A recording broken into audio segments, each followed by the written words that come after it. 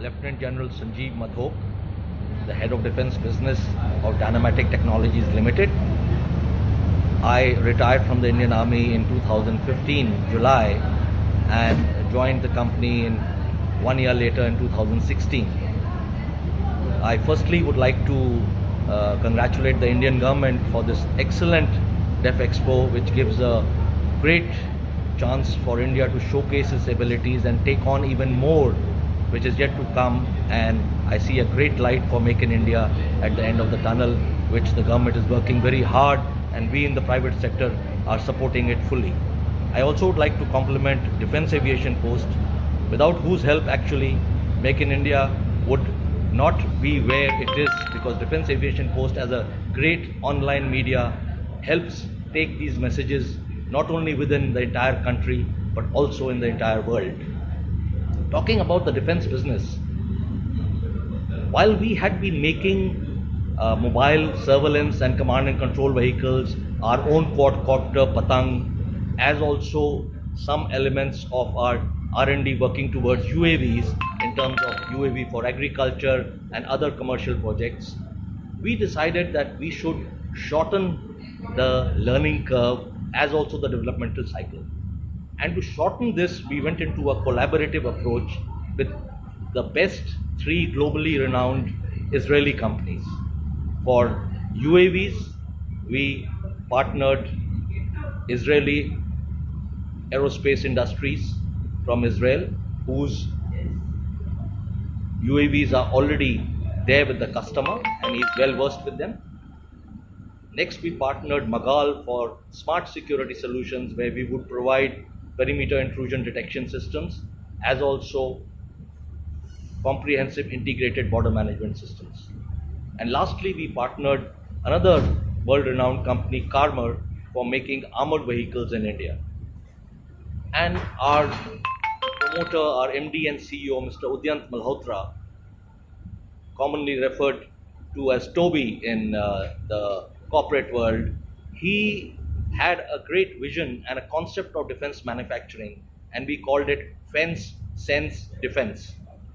Under Fence, we partnered Magal, as I just explained to you what we'll be doing for Make in India.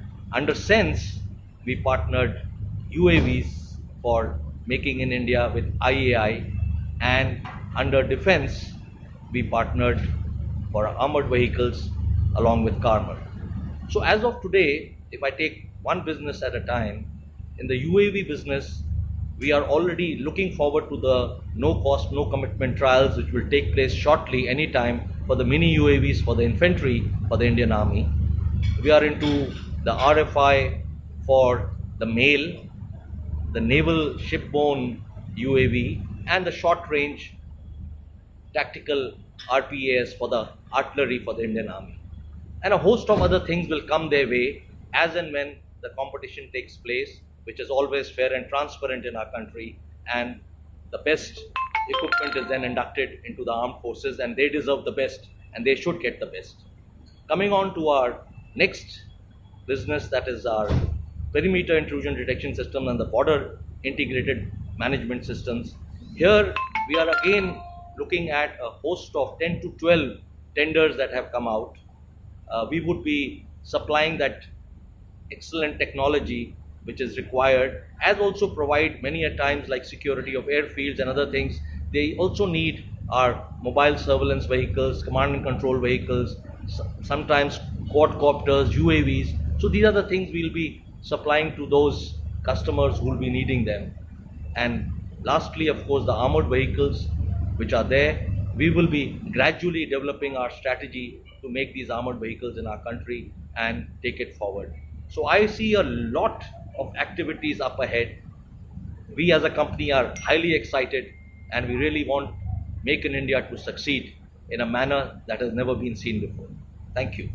So, one question. What are your takeaways from DEF Expo 2018? My takeaways from Def Expo are that this has been a excellent platform for showcasing India's capability of making in India, as also showing to the foreign vendors and the countries abroad that they can come and make in India easier than anywhere else because of the ease of doing business and other activities which the government has taken upon, and ensuring that these things are taken to a logical end. Okay. And do you think that the government should expedite the process of procurement? I mean, awarding the projects. You know, it is a situation where we are now moving, developing ourselves. The procurement processes are moving forward. A whole host of new policies, new procurement procedures have been set in place in a manner that this activity takes on. We have to be a little patient. Things cannot happen in immediately in 1, 2, 3 years. It takes a little time, and therefore I think within the next 2 or 3 years, this Make in India initiative of the government is going to see good light, and I wish it all the success, and I'm hoping and I'm sure that this will succeed ultimately. Okay, sir. Thank you. Thank you.